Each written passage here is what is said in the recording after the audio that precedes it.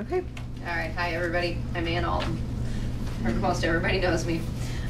Physical therapist here at Illinois Regional Pain Institute, with Dr. Henry and Dr. Feather. And today we're going to be talking about the healthy brain and nervous system and kind of how to improve that health. I know everybody looks forward to my disclosures. I'm not a neurosurgeon or a neuroscientist. This is just a lot of the research that I've done to try to understand chronic pain and how it impacts me, how it impacts my patients. Okay. All right. So the nervous system. We're going to go back to junior high, high school, kind of review a little bit about what the nervous system does and how it works. The first thing that I want to say is that your brain and your nerves are extremely hungry. Okay, for only 3% of our body weight, it takes up 40% of our calories that we take in during the day. Okay, and it takes in 20% of our blood flow. So that means that there's a lot of stuff happening all day long that we're not aware of. Okay, there's a lot of maintenance, there's a lot of thinking, there's a lot of sensing, there's a lot of transfer of information that's happening. All of that takes energy, and we're not really aware of it, except until the back starts to kill you, right? So when in school, I don't know if anybody remembers this or not, but we learned peripheral nervous system, central nervous system. We learned autonomic nervous system, and we learned the other basic nervous system. And now even sometimes they're talking about our enteric nervous system, which is all about trying to coordinate what's all happening in our gut. Really, all of these is one organ. Okay, so we have separated it out to kind of understand the different parts of all of this, but in reality, it's kind of just one big squid with lots of tentacles that go out through your whole body. Okay, and so thinking of it as being one part kind of helps, I think, a little bit with understanding that when this nerve fires, it's impacting the whole organ. Okay, it's not just located here. It's located here, and it's located in the Google map in your brain that represents the finger. It's represented in a whole lot of other places. There's a place a few places in your spinal cord where it's represented. So I mean, it's really impacting the whole thing. Okay. So I kind of tried to break it down into parts a little bit. There are, with the nerves, I gave you a handout, and I think it's the very, very last one. I did it out of order too, because my brain this week has been really... Out of spoons. Oh man, I don't know, out of spoons and lots of fog or something. Anyway, it looks like this. It's the very last page, I think. Okay. Got it? Yep. Okay. So basically this is just a picture. I think better in pictures, so I tried to give you a few. This is just kind of a picture of the synapse, what we call this. No, you know what? I have the wrong picture even now. It should look like this. I lied. I'm backwards. Bear with me. My brain is not healthy today. I don't know what I did to it to make it unhealthy. Hopefully I'll be able to figure it out when we go through this information. Okay, so basically we have different sorts of information that can get picked up by our nerves. Okay, we have mechanical information, and that includes soft touch, that includes a really crushing touch, hard touch, so any level of pressure can get picked up by these particular nerves. Okay, we have, he puts A for acid, and basically that just means chemical. Okay, most of the swelling, most of the chemicals that your body makes for swelling is acidic. So it's going to notice that acidity come up, and it's going to fire because of that. All right. So that's why when you have a swollen ankle or you have, you broke your arm and it swells, that's why it continues to hurt, even though that major danger is over. It continues to hurt. I think of it as like the flaggers out on the construction zone. It's telling you, hey, not too fast. Gotta slow down. Gotta slow down. Okay, because we're still healing. Make some sense? All right, so then the last one is temperature, hot or cold. Okay, so all of these things, they get picked up, and they get picked up in different combinations.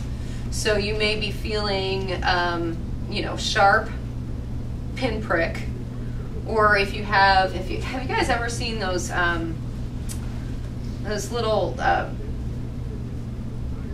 novelty items where they have a bunch of pins sticking through, and you can like stick your hand up in, and it makes an impression of the thing. And it's just to demonstrate how pixels work in TVs and that.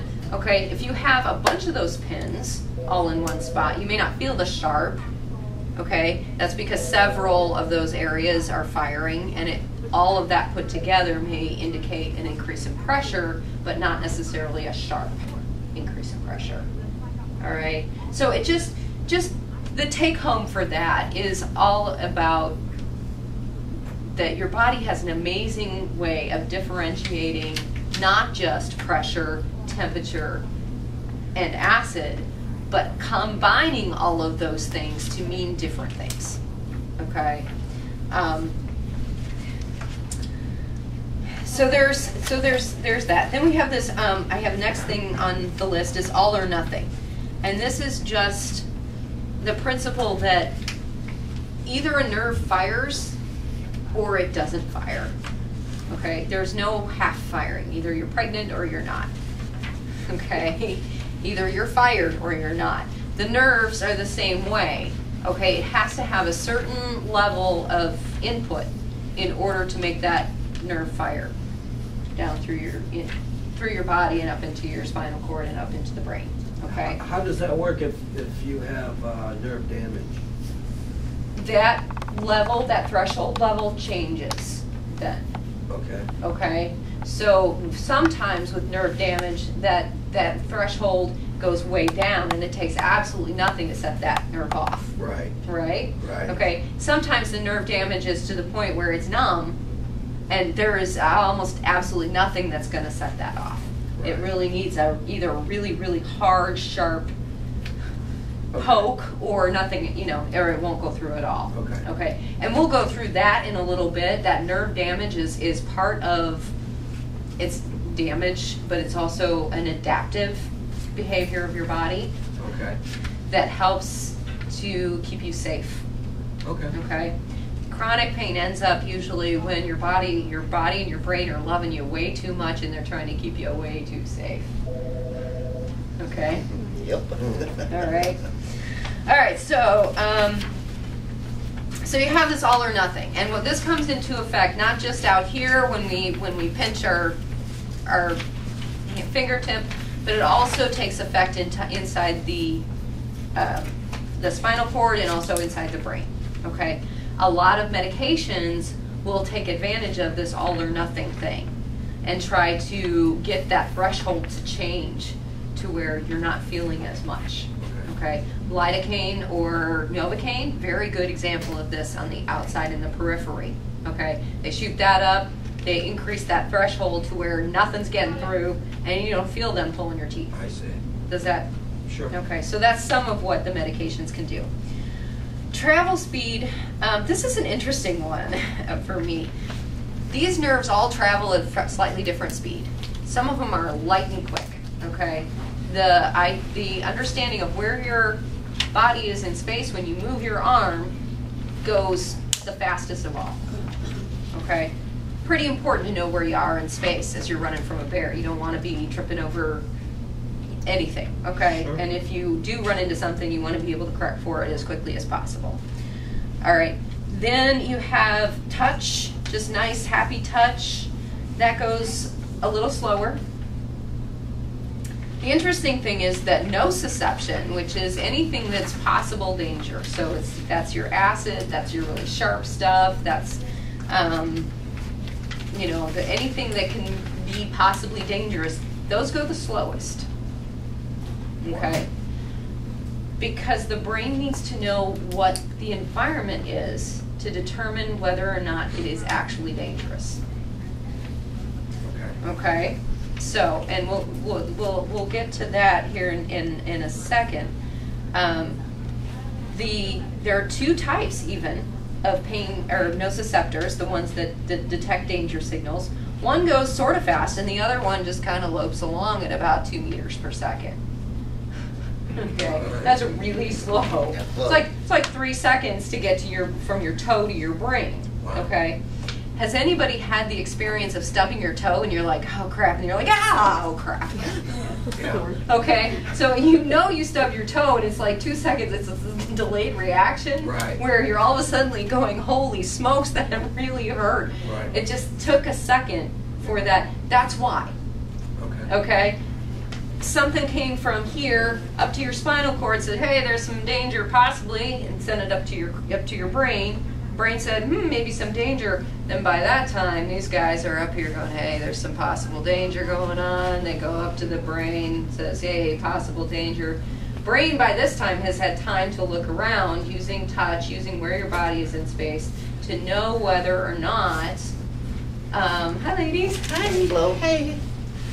You guys signed the release to be on TV? Okay.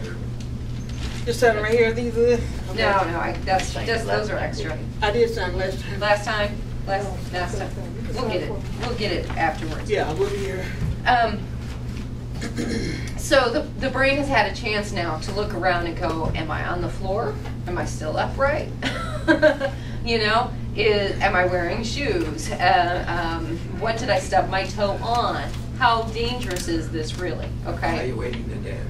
Huh? Evaluating the damage. Evaluating and seeing, is this a major deal or not? The other thing to say about that whole stubbing your toe and how bad that hurts, I call that your protect by pain line.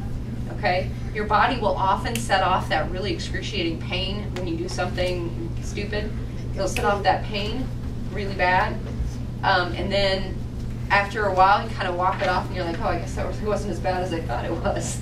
and then that's when your friends are like, oh, you just drama queen. You didn't need to be rolling around on the floor. You just, okay.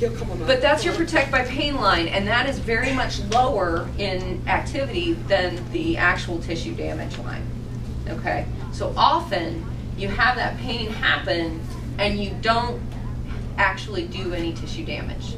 So that's good news. Okay? And again, that's your brain protecting you, keeping you from harm. Okay. So, Ann, you're saying that when we have pain, like chronic pain, it may affect the tissue of our brain?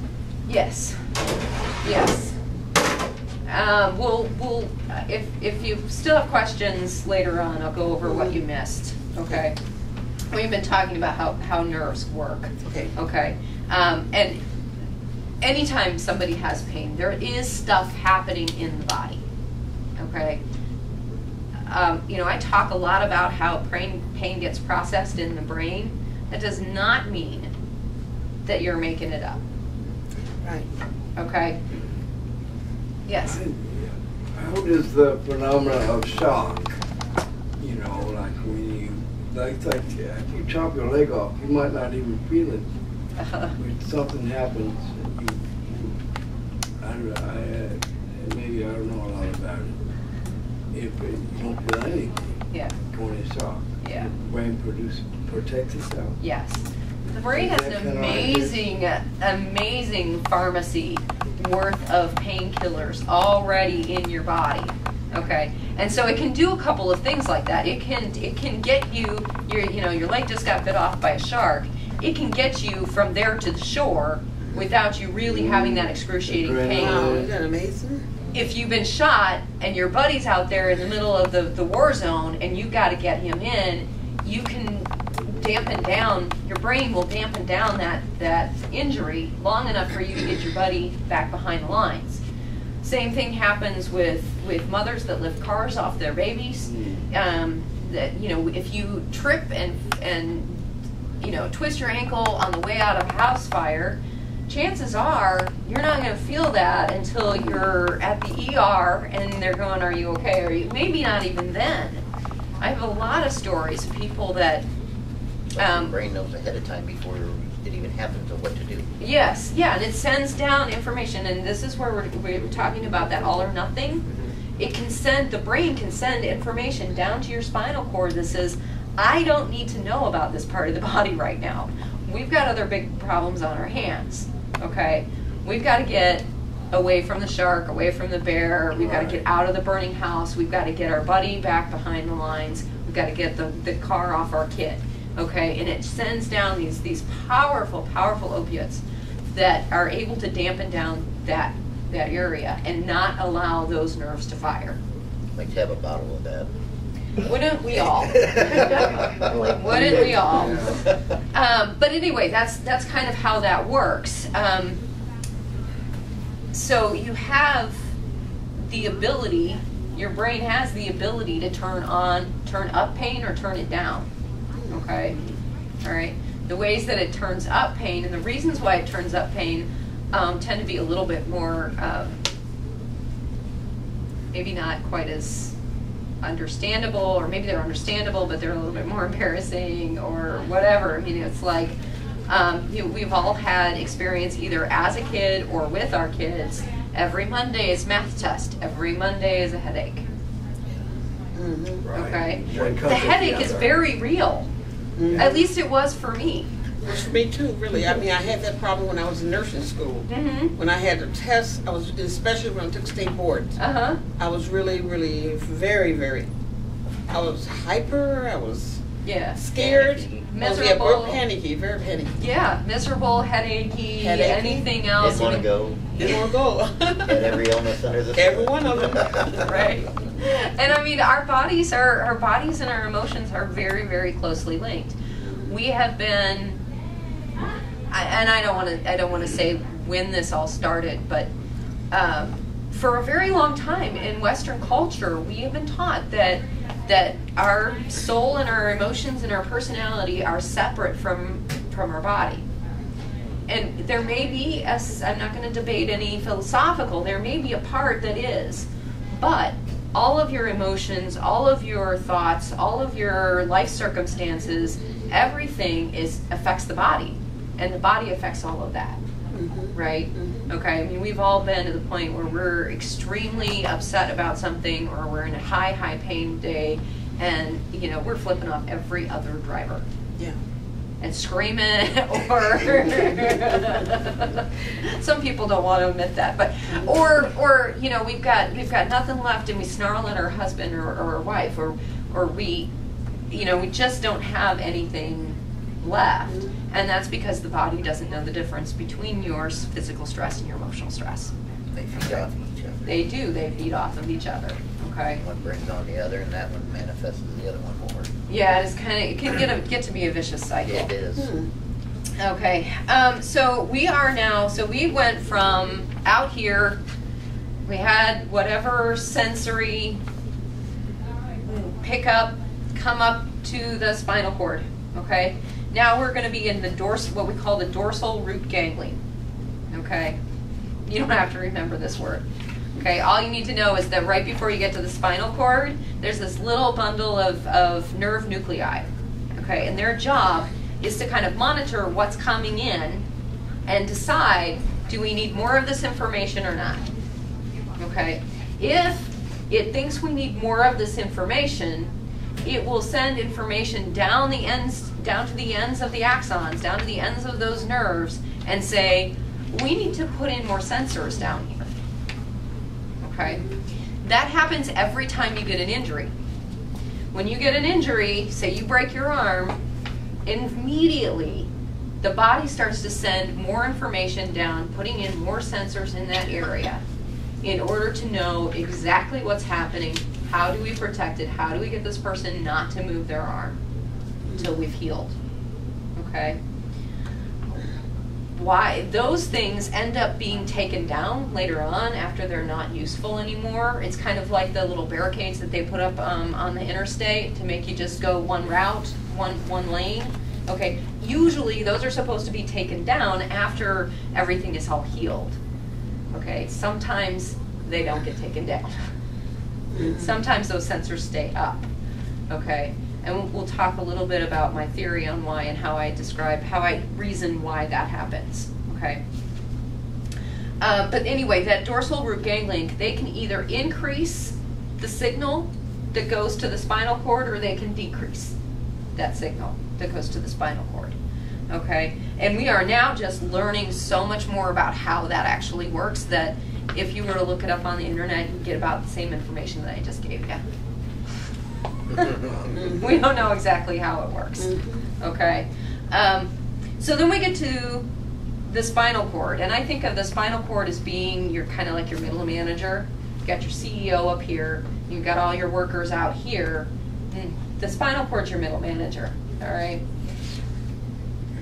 It decides, does this need to go on up to the CEO at this point? Okay, and the CEO can say, look, I'm in a big bad meeting, I don't need to hear anything about anything right now. Just keep it all, don't send anything on up. Okay, the CEO can also say, gosh, you know, this department down here is in big trouble, and I need hourly reports. Yeah, I know you usually give me monthly reports, but I need hourly. I need to know exactly what's happening on an hourly basis. And so that area of the spinal cord and the dorsal root ganglion, they work together to try to increase the amount of information that you get to your brain from that area. Okay? And so that can also increase or decrease the danger signal. Okay? And the spinal cord, being the spinal cord there, it really controls the brain too. Is that correct? Yes. Yeah, I mean, it if you're running trouble with your spinal cord, you got some problems. Yeah, you do. Yeah. Yeah. The brain itself is all about the processing. Okay, it takes in all the information that it's been given and that it already has. Like, I'm at my family reunion and I really don't want to go and deal with anybody right now. And so you trip and fall and you're like, oh, this ankle, I'm sorry, I can't make it to dinner. Like, been there. Right? It hurts that much worse. It just really, really hurts. You get home and you're like, oh, I guess it's fun. I have experienced that. I am too. So it can really ramp things up or dampen them down. This is not up here. This is not your conscious decision. This is all prior to you becoming even very aware of anything happening here. This is lightning quick. Okay, it takes me 15 minutes to go through the whole process. In reality, it's milliseconds. Okay, so it decides, all right, where what are we going to do? And there's this picture of the brain. Many of you have already gotten a picture of the brain from me. Okay. And this one I added in kind of what these areas of the brain are for. Hopefully you can read my writing. If not, call me and I'll clarify. Okay.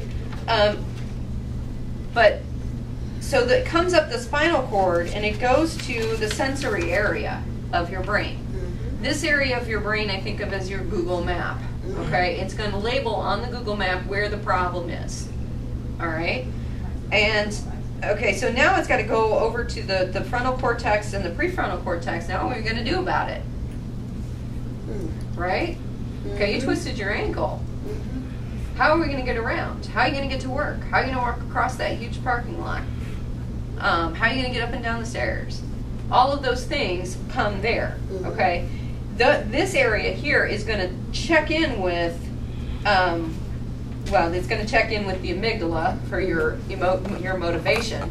If it's a high pain thing, if there's lots of pain there, you're going to be pretty motivated to figure out what the heck to do about it, right? Right. Okay, it's also going to check in with your memory. Say, have we done this before? What happened last time? Okay, she's giggling.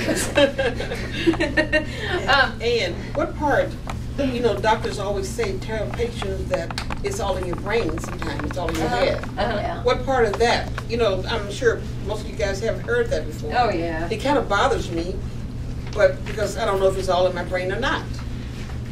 Is that, what is that? Okay, the short answer is no. Okay. Okay, because obviously, if you have a kidney infection, It's a kidney it's a infection. kidney infection. Yeah. Okay. The pain that you feel from that, to a certain extent, is yes, it's in your brain, but it's in your head, but that's because that's where your brain is, and it's interpreting the signals that it's getting from the infection, and it has to interpret it. Yeah. If you don't have a brain, you don't have pain. Right. Okay, obviously you're not living Yeah, either, yeah, but yeah. seriously, I mean, if you don't have that processing and that judgment on is this a dangerous thing or not, you don't have the pain. Okay. And we've all experienced the whole, you know, you get undressed one night and you look down and there's this huge bruise on your thigh and you're like, where in the world Right. did that happen? Okay, there was tissue damage there, right? You didn't notice it. Okay, Right, so right. the brain said, "Oh yeah, we've run into that coffee table a billion times. That's really not a big That's true. deal. We've got other things we need to worry about. It's all okay. It'll be fine." Okay, so the brain can tamp it down too. Okay. So the brain is all about the processing. It's all about the judgment call, whether or not this is dangerous or not. Okay. And we all know that small, tiny little tissue damages can really, really hurt. You know, you've got a cut on your knuckle or a paper cut, and that son of a gun hurts for weeks. Yeah. And it's bad too. I mean, like all of us have dealt with bad pain, but this is really bad because every time you go to put hand sanitizer on your hands, it stings. Every time you try to write something, it stings. Every time you try to type, so it's a big deal because it's impacting your ability to do your day-to-day stuff. That's right. So your brain's saying, I'm going to move this one a little higher up the chart because it's a more important area. Okay? Now imagine if you were a concert violinist and you had your big debut the next day and you have a paper cut on that finger. Okay, it's going to hurt like the dickens, right? It's going to hurt a whole lot worse Yep. because it's a danger to his livelihood. Right. Okay, all right. All right, so quick words about neurotransmitters. The first picture that I try to get you to look at is actually the neurotransmitter one. Okay. This is how the different nerves communicate with one another. Very last page. The alarm message. The alarm messages, yep. Okay, so this is how your different nerves communicate with one another. And we've all heard about some of these, the serotonin, dopamine, norepinephrine, all of those are neurotransmitters. And they get, as the message gets to the end of one nerve and has to get transferred to the next nerve, it goes by neurotransmitter. There's a little chemical that the first nerve releases into a little gap. It crosses the gap and it opens up and starts that whole process again on the second nerve. Okay, all right. So this is an area where we can get some pain relief as well. Okay. Some medications will try to change the amount of these neurotransmitters in your body, okay, in your brain. So, for example, gabapentin tends to decrease the likelihood of a signal getting through.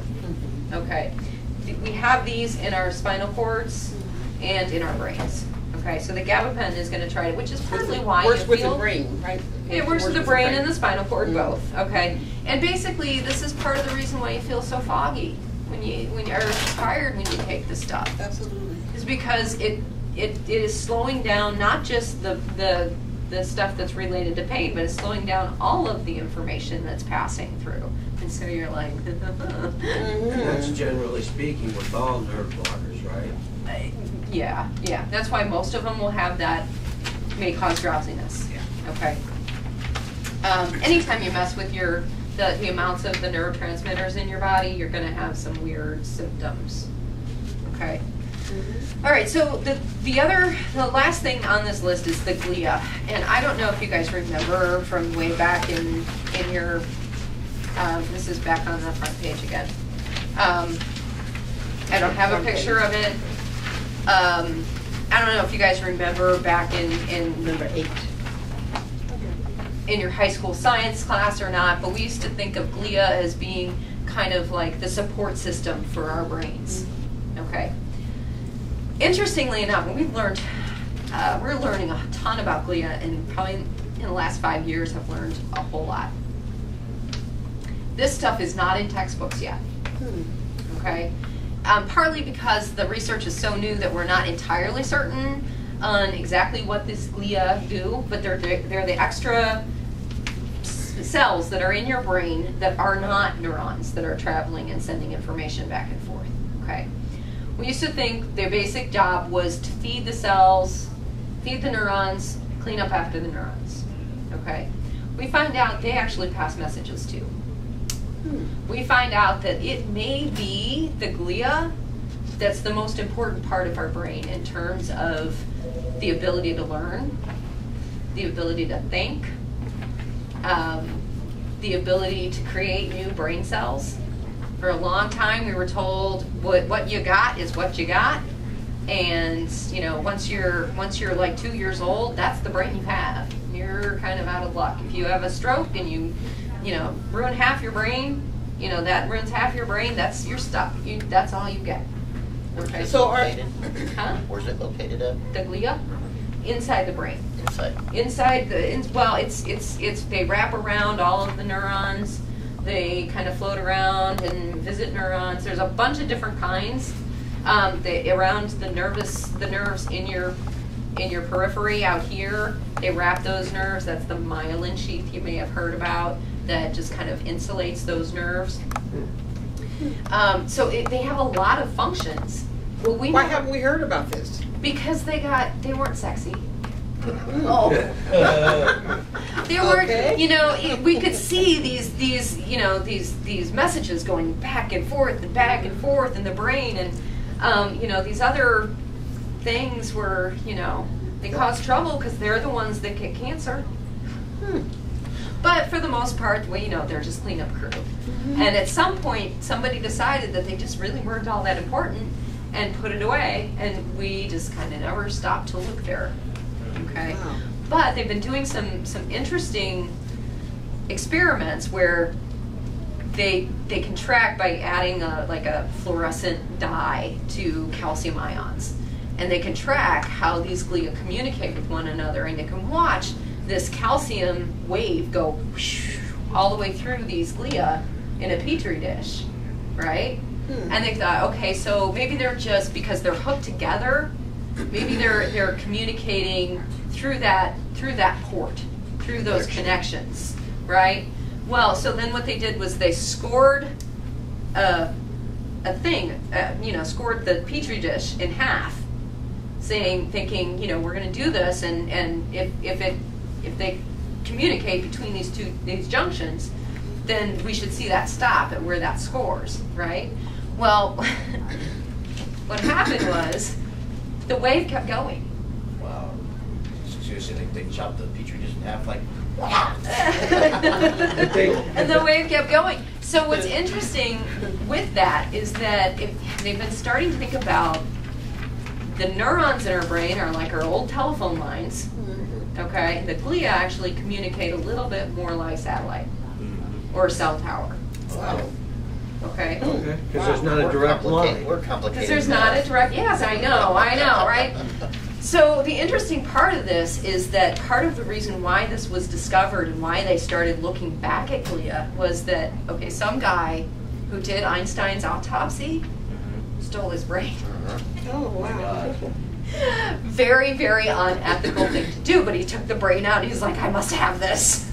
Wow. This is mine.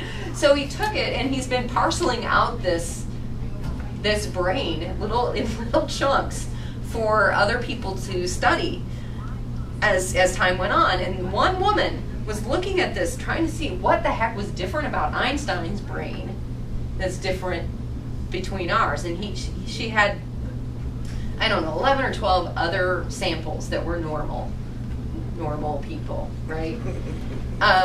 And she couldn't tell the difference. But you know what was different? More glia. More glia. Yeah, I read the book. Did you read the book? That's a fascinating book, isn't it? Yeah. Anyway, so yeah, more glia. More of these little support now. So does it mean that his neurons were better supported and better, had better nutrition and had better cleanup services? Or was it because the glia actually are doing something else as well? Is that where information is stored? Is that where,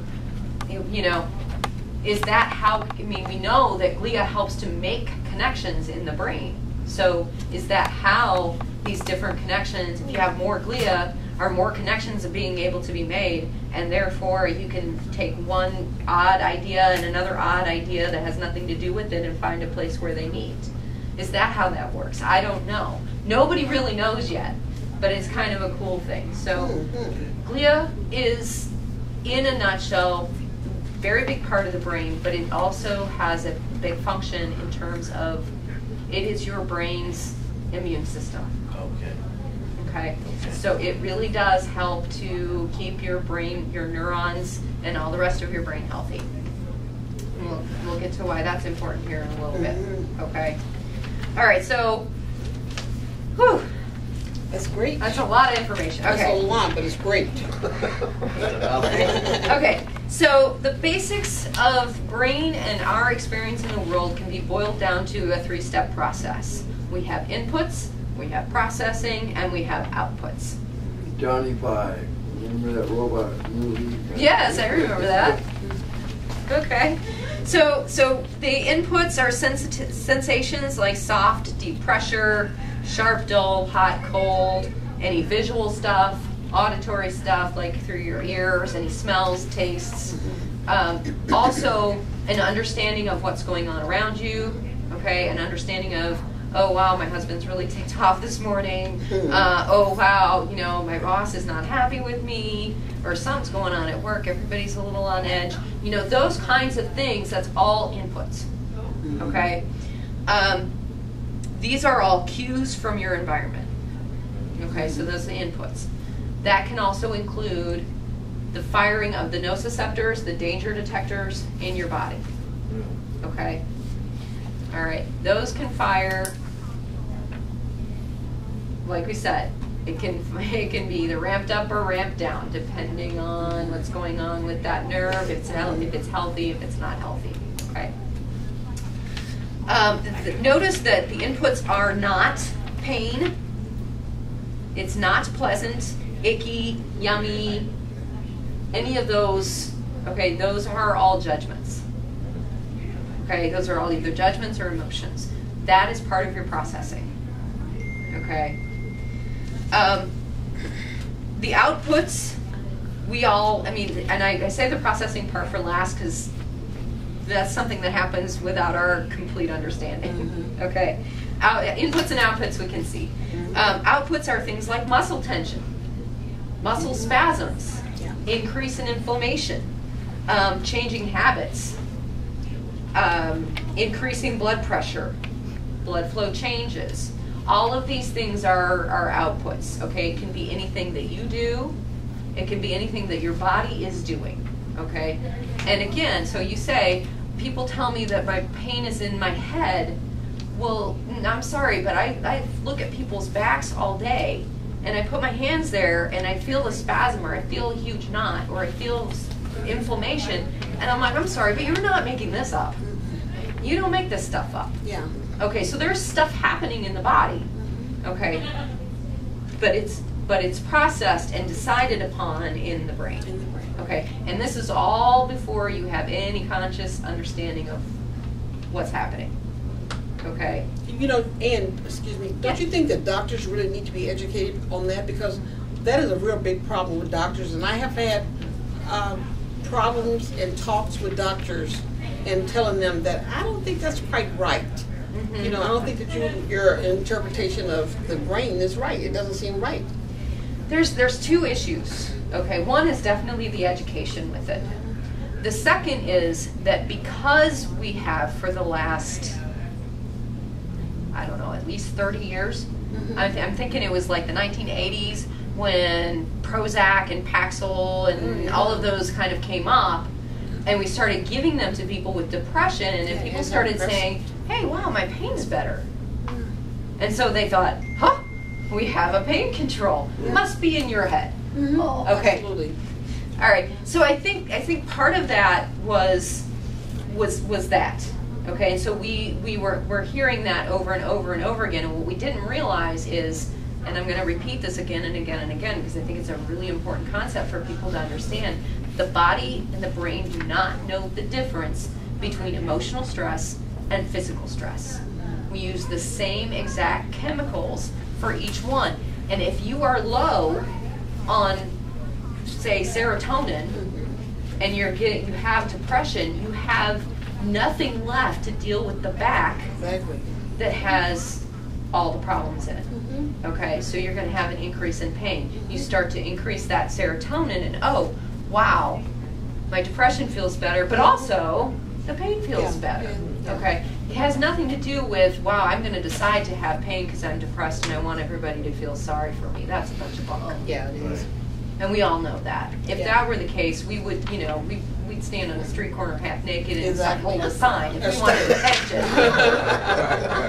You're right. That's you true. know? Really, yeah. I mean, there's a lot of other things that we could do besides suffer all day long. Oh, absolutely. Okay. Nobody wants to be miserable. No, nobody wants to be, and we wouldn't wish this on our worst enemies. Absolutely not. You know, so that's. You know, I'm really going to encourage my doctor, and I will talk to him personally, to watch this video. I want him to watch it. Okay. Because I think a lot of things, he will really learn a lot from that. Yeah, and this is something else that I have started to say, kind of got sidetracked, but is that some of this information is so incredibly new that it's a huge paradigm shift for all of us. Okay, so when I first started understanding and learning this stuff, I'd look at it and somebody'd be talking to me about it and I'd be like, yeah, that makes total sense. It makes total sense. And then I'd turn around and say, hey, Steve, guess what I learned? And I would bungle it up. That's how I am trying to explain. And he'd be like, what, are you telling me it's in my head? I'm like, no, that's not what I mean. But yes, because that's where your brain is, and I don't, And so sometimes they may be aware of some of this stuff, but be really, really awkward at explaining why this is. And I know that I still mess it up. Yeah. I still mess it up because I still have people sometimes getting off my table saying, well, now I feel really bad because is this my fault? When I get them to calm down and all of a sudden their pain goes down as well, and I'm like, no. I know. No, you didn't do this to yourself on purpose. Why would you? Yeah, why would you? You would go shopping today if you wanted absolutely. to do something for yourself. Anyway, so keep that in mind as well, and that a lot of us, and when we're first starting to learn new things, and then, like I said, this is completely different. This is a whole shift, because we used to think damage, pain, fix damage, pain goes away. Right? And that's all of our expectation. Right. And so we're trying to figure out, well, if the pain didn't go away, there must be something still damaged. Yeah, absolutely. Or, there's something else going on, there's something wrong, what is going on? And so you go to doctor after doctor after doctor, and they look at your MRIs, and they're like, there's nothing wrong with you. And you're like, great, thanks, because I know there's something wrong with me. Okay?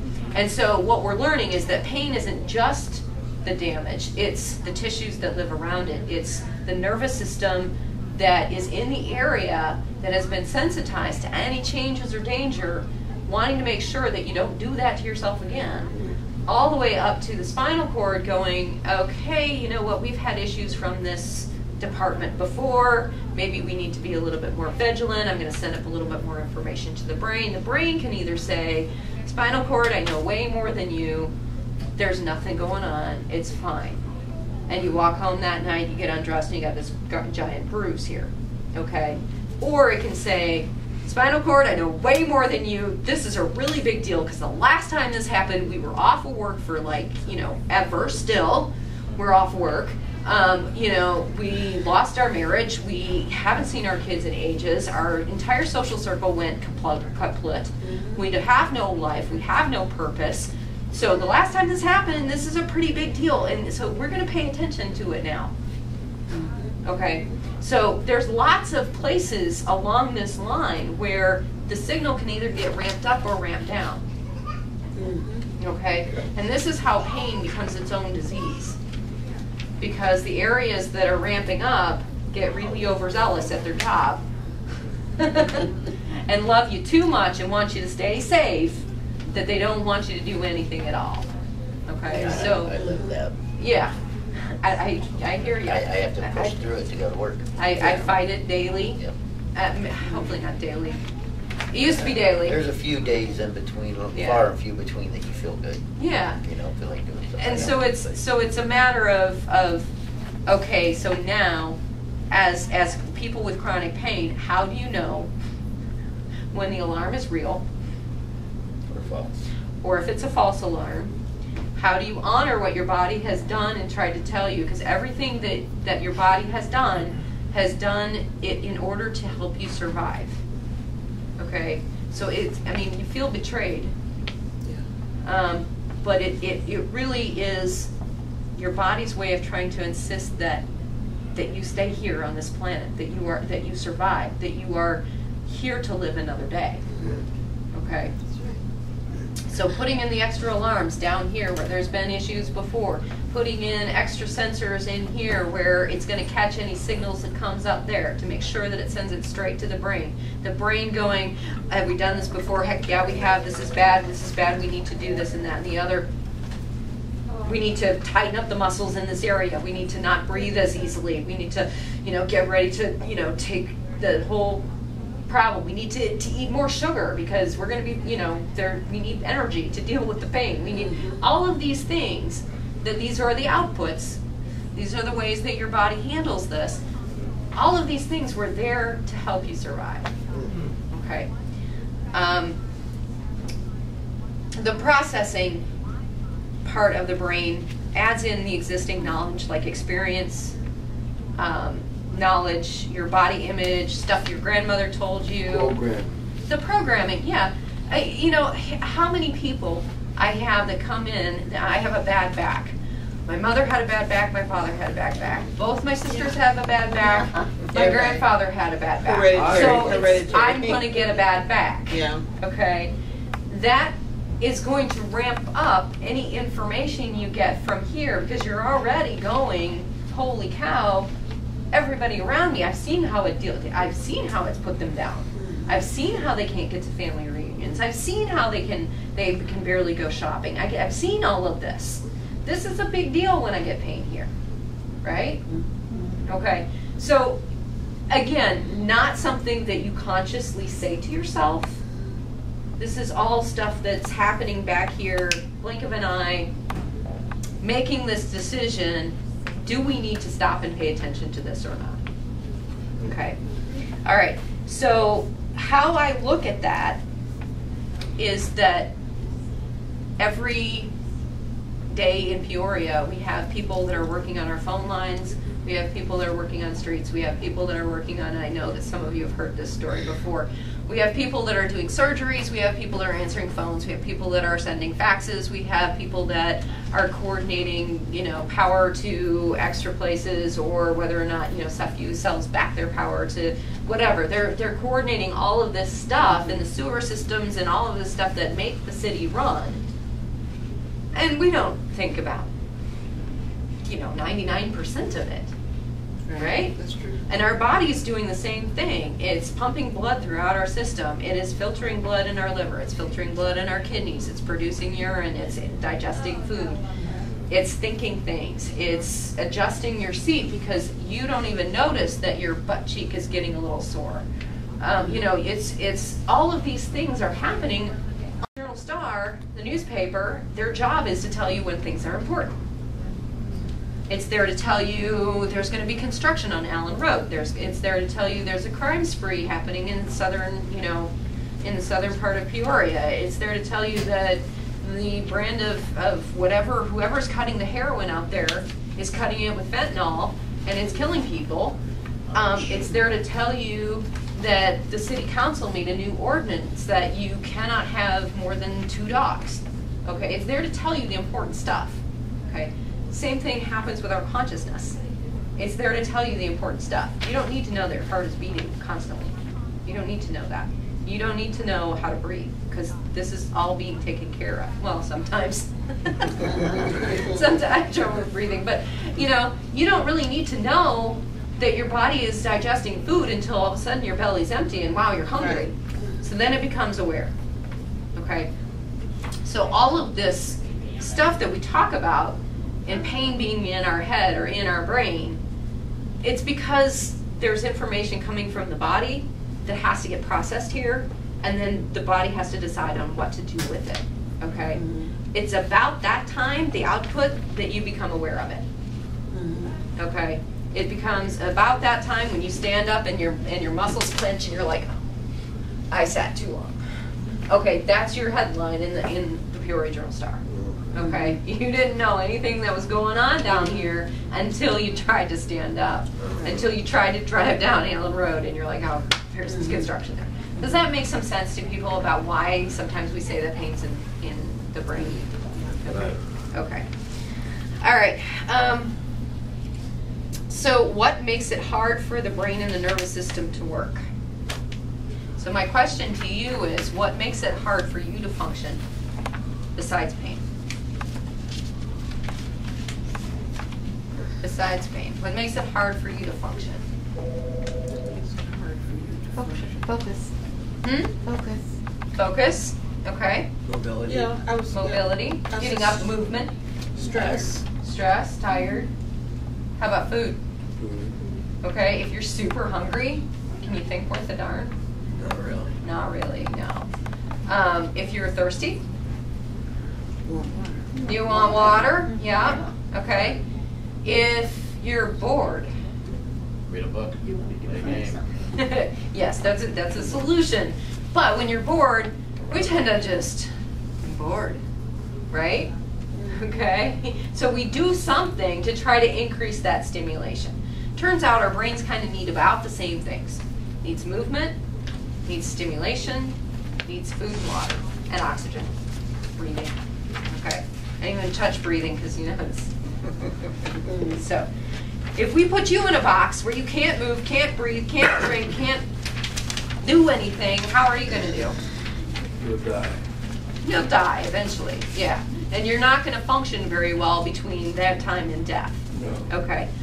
All right. So the same kinds of things apply to your nervous system. Okay. Symptoms of an unhealthy brain. How many people have more than 6 of these? All right, a lot of us have a lot of them. Brain fog, not being able to think right, being tired, being depressed, being anxious, having memory problems, mental illnesses. They have really come full circle with mental illnesses and starting to understand it's not actually just the serotonin deficiency, that there's a whole lot more to brain health. Okay. This is kind of it's a cliche, kind of a meme thing, but it's one that I really, really liked. The most overused antidepressant in the world is food. Oh, wow. Okay.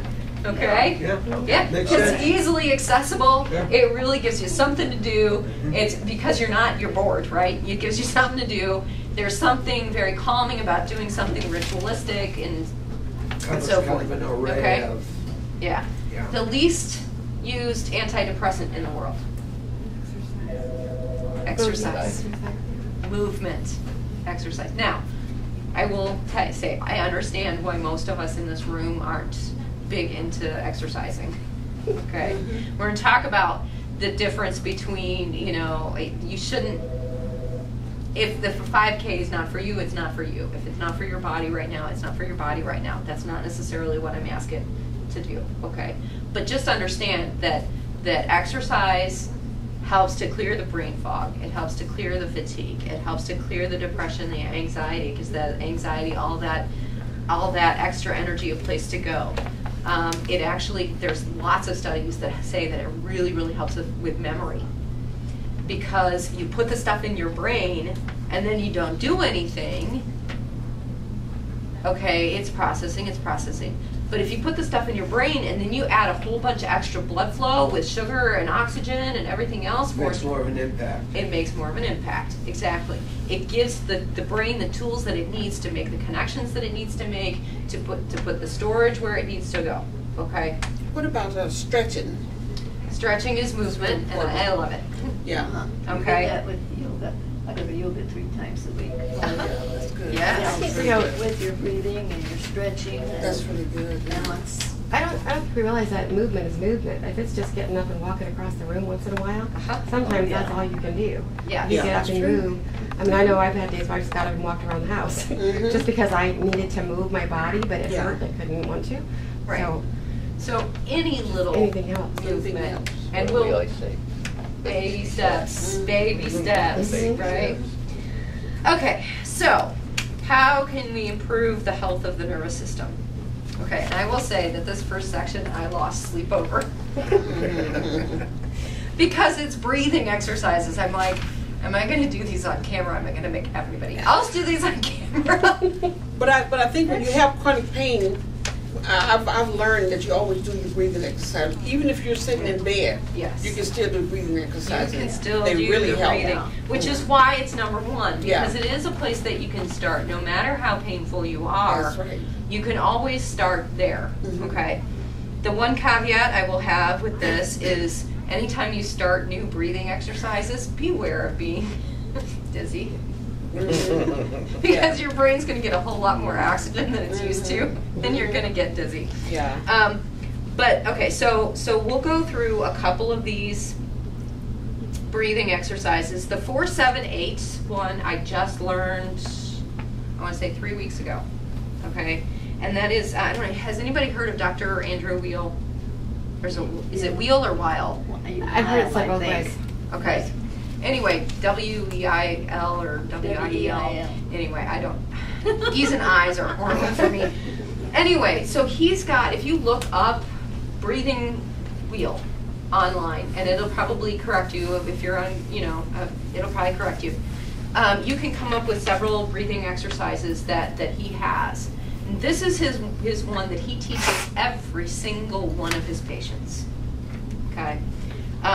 He states that it actually kind of gets you into, kickstarts a part of your brain that is more potent than Xanax or Klonopin or any of the anti-anxiety medications. Okay. I have to say that I've been doing it for about 3 weeks and I haven't yet noticed a huge difference. But then again, I have forgotten to try it when I was panicking, so I think that's part of the reason why you have to practice these, because it's hard to do when you're right in the middle of the moment. Right. You don't remember that you have this tool. That's true. Okay. So 4-7-8 is you're going to breathe in to the count of 4. You're going to hold for count of 7, and then you're going to breathe out for the count of 8. And his thing is that you have to breathe in through your nose if you can, okay, if it's not all blocked up, quietly. Breathe out through your mouth loudly. Okay, and now you know why I was embarrassed to do this on camera. Okay, the whole thing is, I don't know if anybody has heard of yogic breathing, but the yogic breathing is where you put your tongue on the roof of your mouth right behind your teeth, okay? And that's your tongue position. And so when you breathe in, you're going to breathe in through your nose, hold for 8, and then you're going to breathe out, or 7, and then breathe out like for 8 seconds. Some practitioners say too that if you do like a he, it helps you too because you're making a sound to help you think about it as you're letting the air out. Okay, good idea. Good idea. It's real good. Yeah. Does the sound have something? Concentration sometimes, or helping you count, because Making sometimes you you're think what you're so doing. wrapped up in thinking about I have to breathe out for a whole 8 counts that you're thinking about counting, and sometimes you're not breathing. So if you're making the noise and counting, it kind of gives your brain something more to do, and it kind of helps you work it together. Right. It makes sense.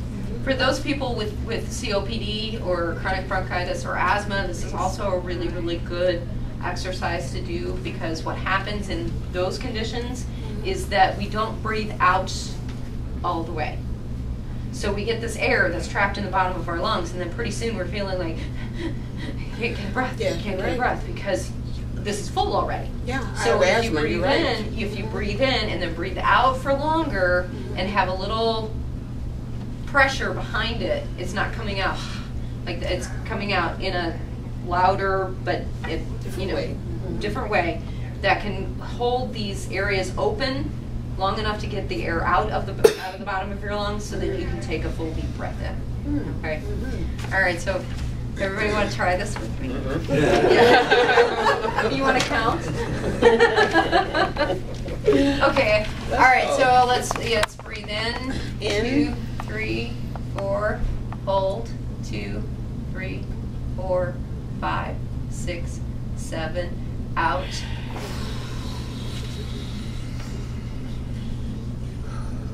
Okay.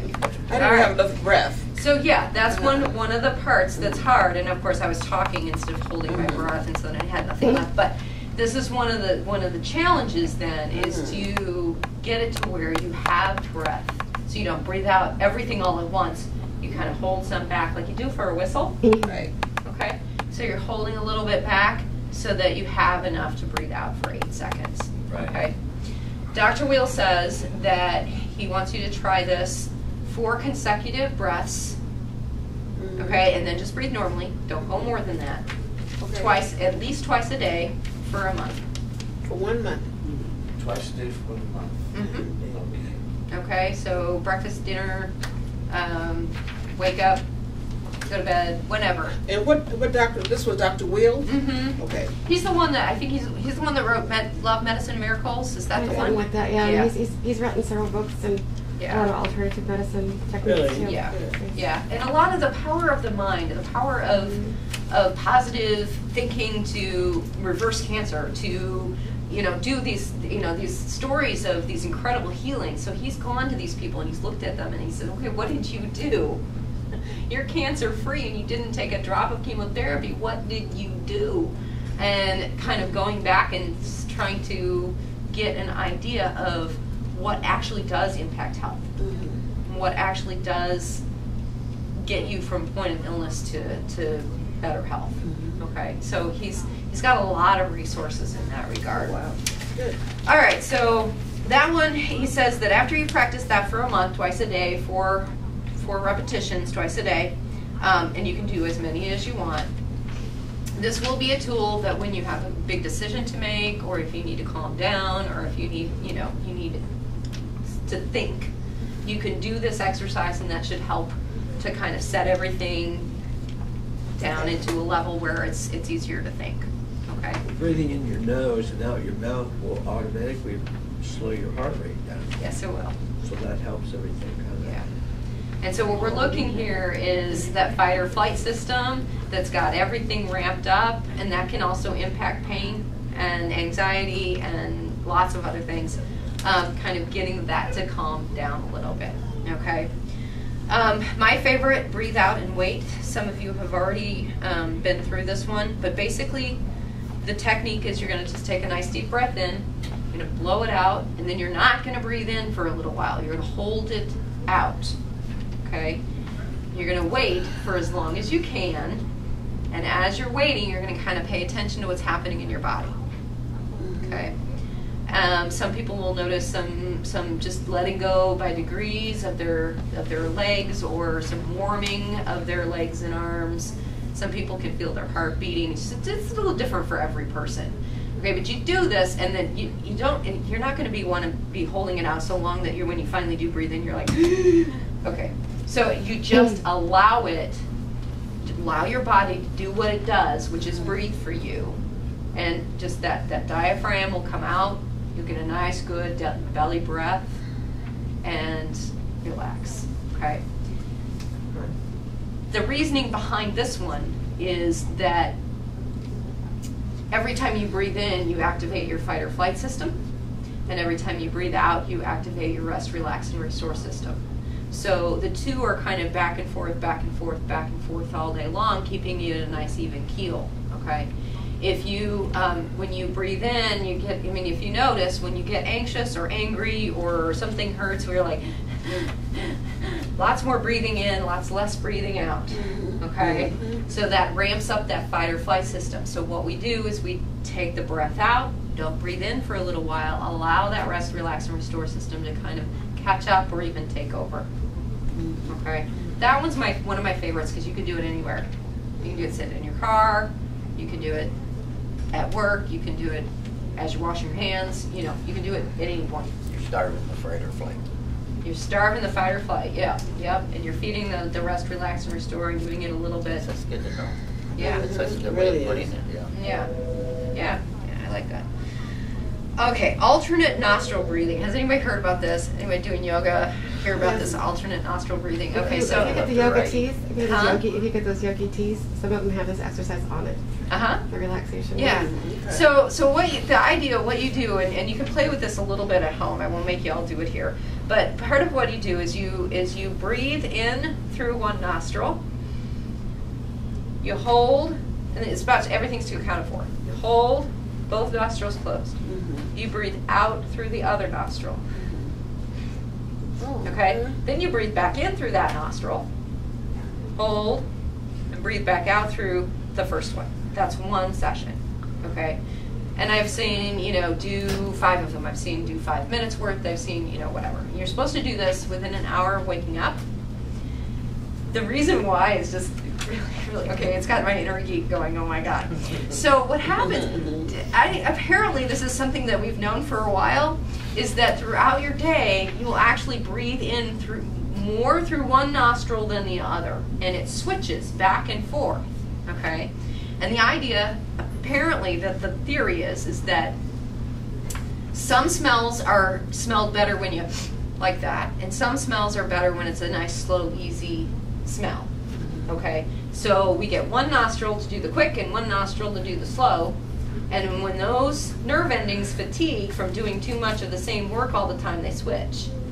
Okay, this whole system is regulated by your fight or flight system, and it can get really off kilter when your fight or flight system's up in arms all day long because you're in pain all day long. So the idea is, let's hit the reset button in the morning, okay, and get that to work better. Isn't that weird? That's just crazy. Yeah, but when I had my sinus surgery and I wasn't able to breathe for the first couple of days when they had the packing in, and you can't breathe through your nose at all, you really notice it.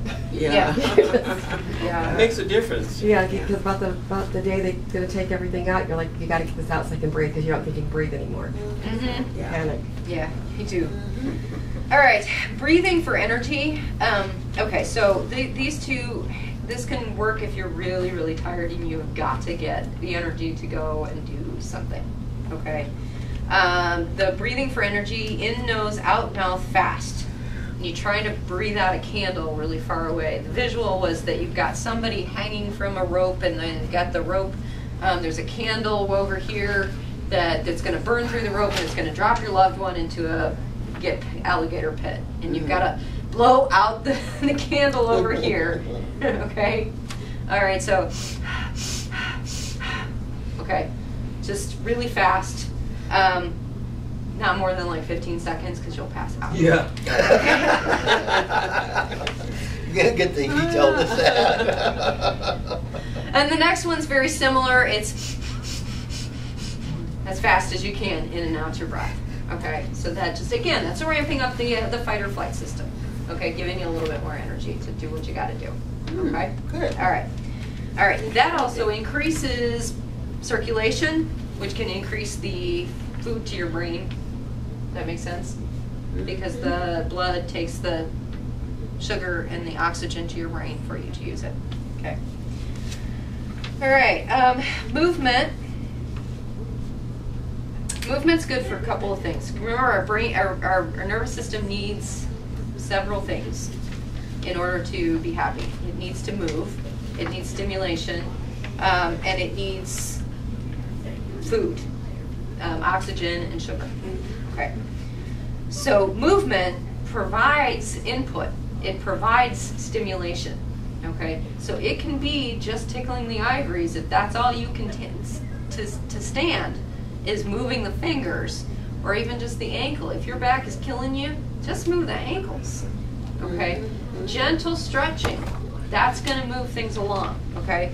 It helps to move swelling out of the nerve bundles, okay? So our nerves swell, okay? When our heartbeat and it has to pump with a certain amount of pressure in order for that nutrition, that blood flow to get in from the arteries into the capillaries, then into the tissues, then back out of the tissues, and on back up to the heart through the vein, okay? Most of us think of the heart as doing all of that work, okay? That's actually not what happens. The muscles in our periphery actually help to move that back up, okay? So having some motion in your hands and your arms, your legs, that's why walking seems to be so good, okay?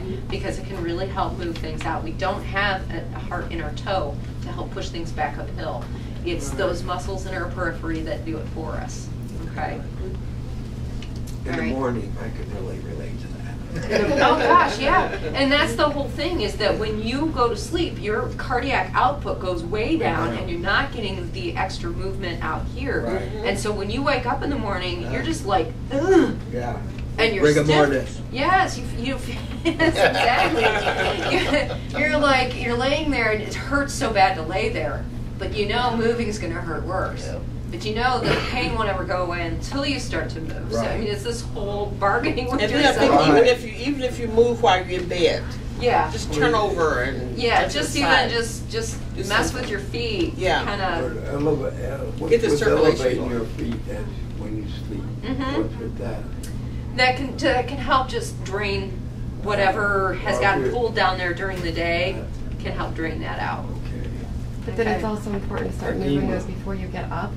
So if you do the stretching and the movement in bed, there's a whole, if you Google it, there's some like morning stretches or morning, Right. they almost call it yoga, but just stretches that you do laying in bed before you get up. And Before you get it's up. almost the reverse of a relaxation. So when you start relaxing, you start thinking about your head, your shoulders, your nose, your mouth, your jaws to help you relax, and you go down through your body to your feet. And then in the morning, you wiggle your feet and your legs, and you reverse the process, kind of helps wake the body up. Just circulation going. Yeah, that's good. I know it helped me a lot after my back surgeries because I couldn't move in the mornings. Right. Cool. Alrighty. It also improves blood flow to help the surrounding tissues. Okay, most of us with a lot of pain, there's parts of the container that the nerves are in that aren't healthy. Right? Right. Okay, and so it can help, the movement can help get that blood flowing to those areas to help with the repair and help improve the health of those tissues. Okay, the container of the nerve is not healthy. The nerve itself is going to suffer too. Make sense? Okay. All right, we're almost done. I'm sorry, this was a bigger topic than I had thought. Blood sugar control. We've been talking a little bit about this as we've been going along. Blood sugar control ends up being extremely important to consider even if you have normal fasting blood sugars. Okay, even if you feel like your diabetes is under control, even if you don't have diabetes and you've never been diagnosed with diabetes, it ends up being a really, really important part of the puzzle. It turns out that not only is a constant reasonable supply of blood sugar important for your nervous system health. Remember, it uses 40% of your calories. So it's not only is it very, very important for that, it's also really, really important to have the right amount of blood sugar so that your brain can make the neurotransmitters that it needs to send signals around. Okay. If it has too much or too little, those neurotransmitters won't be made. Okay? So, and it turns out, of course, that our American diet is pretty bad about blood sugar. I know. It's high in carbs. You know, we get the sweet tea from McDonald's. I don't really care for it, but I know a lot of people that really love it. But you know, just the whole, we get stressed out. We reach for a candy bar. And there's a whole lot of things about our diet that really are not very good about blood sugar. Okay. Key parts here is that some of what we've been taught especially since like the 70s, 80s, kind of into the 90s, is a lot of bunk. They wanted us to go on low-fat diets. Well, guess what? Fat's a huge, huge source of energy. It is a huge source of energy. It's extremely needed. It's a big part of the building blocks in our bodies. And we need it. Okay? We do need carbs. If you're trying to lose weight, fats burn in a carbohydrate flame. So if you think about making a fire, carbohydrates are like your little tinder and your sticks and stuff. The logs are your big fat molecules. And so you have to have a little bit of carbs to jumpstart that metabolism in order for those big logs to burn. Okay, so we do need carbs, and a lot of us, I think particularly women, are afraid of carbs and we're afraid of fat. Yeah, we are. Okay, because we've been of told, calories. oh yeah, it's all calories, calories in, calories out. Well, I can tell you right now, calories in, calories out is not the whole story. I know women out there who are doing 5 or 6 body pumps a week, eating a 1,000 calorie a day diet, and are gaining weight. How is that happening? If the only thing is calories in, calories out, they should have been gaining weight. Okay, and this isn't just one person. I know 5 or 6, and I keep telling them, you've got to eat more. Right. But then the doctors are telling you not to I know. eat a lot of carbs. I know, and I send fats. people to a nutritionist, and they put them on a low-fat diet, and I just want to go, no. Mm. Okay, so we need all of these things. Now, obviously, there are some that are better than others. Okay, sugar, probably not the best carbohydrate. Okay, we're looking at actual carbs that are within foods themselves. Okay, fats, the oils are better for you than the solids. The liquids are better for you than the solids. So the oil's better than the fats. Okay, that sort of thing.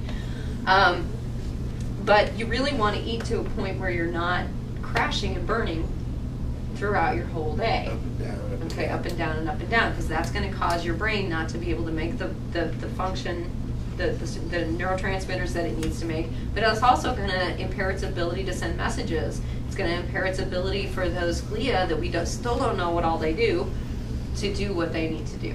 Okay. Mm-hmm. Well, what the carbs say is the glycemic index is a help, because it'll tell you the higher carbs and the lower carbs. Yeah, it'll tell you some of the more nutritional Yeah. of carbs that are available. I do have a list of carbs that are that will keep you full for longer. If anybody's interested in that, I can try to make a. I don't know if I can copy it where it is right now, but I can get it for next time, or you can put it up on a link to it up on the website or something. So, blood sugar imbalances also increase inflammation. Okay, inflammation is purposeful, but when you have too much of it all over your body, that's when it becomes a problem, because your body is stressed out trying to deal with the inflammation. It's got these repair crews everywhere. You know how stressed out you are when they have every single bridge across the river under construction, right? Absolutely. I mean, what were you thinking? We just leave one for 2 even? Do 2 next year. Yeah. But then the next year it's every single north-south Peoria Avenue that's under construction. So, if we have all this inflammation, that, sugar will increase that. Okay. An aside about inflammation that I thought was really cool is that flossing your teeth every day will actually decrease your risk of heart disease by as much as quitting smoking a pack a day. Wow. Really? Wow. The reason is because this is a major source of inflammation. And so if we take down the inflammation there, it takes down the inflammation in your whole body, which can decrease your heart disease risk. But I'm sure that it's not just heart disease, it's also brain inflammation, it's also... Many a cowboy died from bad teeth. Yes. Back in the day. Well, yeah, it's crazy how much the teeth are really the canary in the coal mine. It can really, really indicate the state of your overall health. And so even just flossing, you know, and after, I know it's awkward at first, but after you get used to it, you can do it in less than 2 minutes, and it's, you know, hey, I just, you know, did myself a huge Yeah, favor. what did you say about the cigarettes? It does, it's just as If good, you- flossing is just as good. As quitting your pack-a-day habit. Oh, really? Wow. Oral hygiene. It's crazy, right? Really? All right, the last thing here, stress response control. Okay, none of us can move out to the North Woods in a cabin.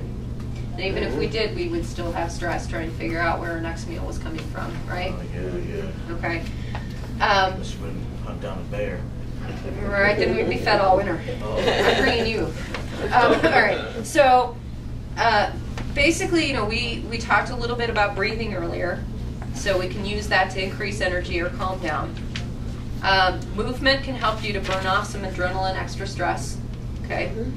And the last two I have here are assertive behavior and boundaries. Okay.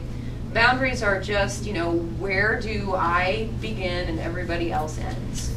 Okay, and that can be emotionally, that can be time, that can be my house, that can be my personal space bubble, that can be things that you're allowed to say to me that I, you know, and things that I do not have to put up with for you to say. It can be any of those things. If you have those set in your mind already, you can defend those more easily. Okay, especially if, you know, you've got this person that keeps walking all over you. You can warn them, hey, look, next time you do this, I'm not putting up with it, and this is the consequence. It makes it that much easier for you to follow through. Okay. The second thing is, as far as the assertive behavior goes, is remember that in our brains, if there's a danger in the world, whether it's in our bodies or the tiger at the watering hole, we have a part of our brain that's job is to monitor for that danger. Okay, so if we ignore something that bothers us or that steps through our boundaries or that impacts our life in some way, if we ignore that, there's a part of our brain that's whole job is going to be to monitor that situation for us. So it never really goes away. When you do assertive behavior, Conditioning. yeah, when you do assertive behavior, you understand you're not necessarily going to get what you want. But if you set down what it is that's bothering you and how you would like for it to be treated and how you would like for things to progress from here, that part of your brain says, okay, that's been dealt with. And it can relax. Turn it off. It can turn it off. Okay? So that can help reduce the stress. Okay? All right. Setting healthy boundaries. Setting healthy boundaries, really, really important, and you know, it's not easy to do. And it's one thing to say, no, you can't park in my driveway, neighbor, because I own this land. It's another thing entirely when it's your brother saying, hey, can I store this crap in your garage for, you know, just 2 months, and then 4 months later, 5 months later, 6 months later, it's still there, and you feel like the stuff has been entrusted to you. And you don't want to throw it out. Right. But if it was that important to him, he would have come and got it already. Just saying. All right. You got personal experience with that one, Dave? Probably. Sounded like Yes. Yes, and I'm actually listening to a really, really great book right now on clutter, which is why that came out of my but it's yeah, it's a really, really great book on clutter. Clearing the clutter from your life. But Thank you. It was this is really good. I mean, Okay, cool. I've learned so much here. I got to take it back to take it our back and class. relearn it. Yeah. Anybody have any? I was thinking about doing next one on drugs, on doing the kinds of drugs that we take for pain medication great. and how they work, how they're Yeah. supposed to work, what the downsides are. Make sure you have OxyContin on there. Yeah. He may be our guest speaker. He's a Oh, yeah, I remember pharmacist, him, yeah. so cool. he may help me out a lot with that. That's But great. I'd really like to Excellent. do that, and some of the issues that come along with the addiction to some of these as well, and how that works. Okay. That would Sound be good? Sounds good. Yeah. Okay. Thank you very much. All right. Thank you. That was good.